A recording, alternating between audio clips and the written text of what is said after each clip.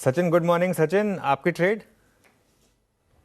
Good morning Anuj ji, good morning Ashish ji. And good morning जिस आपको। तरीके से फ्राइडे का सेशन था, जिस तरीके से आप मुनाफा वसूली हो रही थी, काफी सारे ऐसे स्टॉक्स थे जहां पर शॉर्ट कवरिंग लेड मूव्स भी अनफोल्ड हो रहे थे। और उसमें से हमने चूज किया था डॉक्टर रेड्डीज को। जिस तरीके से यहाँ पे प्राइस अनफोल्ड हुई है, एक कंटिन्यूएशन पैटर्न है जिसे हम फ्लैग फॉर्मेशन बोलते हैं। वो अच्छी तरह इन प्रोग्रेस है। अभी भी जिस तरीके से क्लस्टर नजर आ रहा था 5,000 के लेवल के आसपास का रेजिस्टेंस, आई थिंक वो पर्टिकुलर रेजिस्टेंस इसने वापस चैलेंज किया है। एंड जिस तरीके से ओवरऑल प्राइस परफॉर्मेंस प्लस इसके जो इंडिकेटर्स वीकली चार्ट्स पे स्पेशली प्लेस्ड है, तो मुझे लग रहा है यहाँ पर और थोड़ी सी कंटिन्यूटी नजर आनी चाहिए। तो यहाँ पर खरीदारी करने की सलाह होगी डॉक्टर रेड्डीज के फ्यूचर्स में।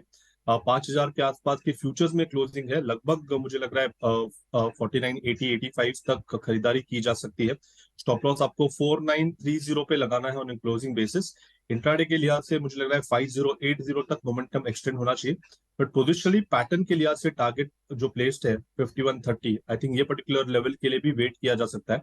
तो खरीदारी करनी है डॉक्टर रेड्डीज के फ्यूचर्स में 4930 के स्टॉप लॉस के साथ, 5130 के पोजिशनल टारगेट के लिए। आपसे शुरुआत करेंगे, बताइए पहला क्विक सिंगल। हाँ अनुज जी, यहाँ पर ज्यादा ऐसे पॉकेट ऑफ स्ट्रेंथ नहीं है, बट मुझे लग रहा है यहाँ पर जिस तरीके से फार्मा का परफॉर्मेंस है, वहां पर सिप्ला ने एक 1,000 का लेवल निकाला है। तो मुझे लग रहा है यहाँ पर थोड़ी सी शॉर्ट कवरिंग लेड मूव आनी चाहिए।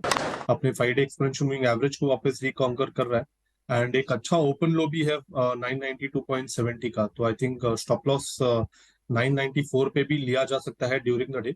एंड इंट्राडे के लिहाज से मुझे लग रहा है 1014, 1016 के आसपास के स्विंग्स बन सकते हैं।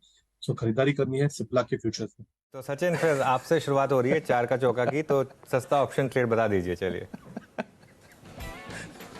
ये अनुज जी, यहाँ पर ऑटो में जिस तरीके से रफ्तार है, इसलिए मैंने इमीडिएटली वो रिक्वेस्ट की थी कि जिस तरीके से ये पूरा पार्टिसिपेशन आ रहा है, स्पेशली टू व्हीलर में एंड बजाज ऑटो में एक अच्छा बॉटम बना है।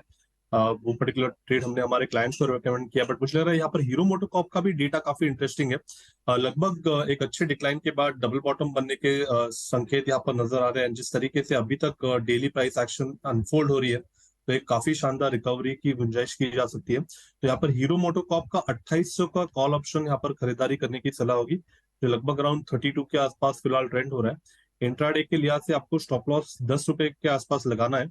एंड 55 के आसपास का स्विंग मुझे लग रहा है इंट्राडे में बन सकता है। बट पोजिशनली अगर ये डबल बॉटम प्लेस हो जाता है, तो लगभग 145, 160 के आसपास के स्विंग्स भी बन सकते हैं। तो खरीदारी करनी है हीरो मोटोकॉर्प के 2800 के कॉल ऑप्शन में। 10 का स्टॉप लॉस होगा, इंट्राडे टारगेट होगा 55 का, एंड पोजिशनल टारगेट होगा 160 का। सिप्ला का जिक्र हमने पहले शो में ही किया था। एंड मुझे लग रहा है यहाँ पर फार्मा का कंट्रीब्यूशन काफी हेल्दी है। एंड वहां पे लूपिंग का डेटा अभी भी काफी इंटरेस्टिंग है। एक 3 दिनों की स्क्वीज्ड प्राइस एक्शन के बाद एक एक्सपेंशन वाली मूव नजर आ रही है। एंड जिस तरीके से 30 मिनट 60 मिनट चार्ट पे डेटा है, मुझे लग रहा है 860 के नीचे के तो कोट्स अभी यहाँ से बनने नहीं चाहिए। सो खरीदारी करनी है लुपिन के फ्यूचर्स में।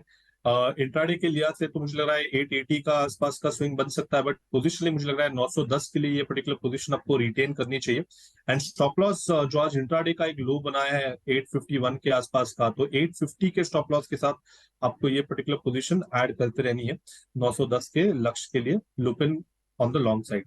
शॉर्ट साइड पे जिस तरीके से पिछले हफ्ते से डेटा नजर आ रहा है, मुझे लग रहा है यहाँ पर डीएलएफ में काफी बड़ी प्रॉफिट बुकिंग हुई है।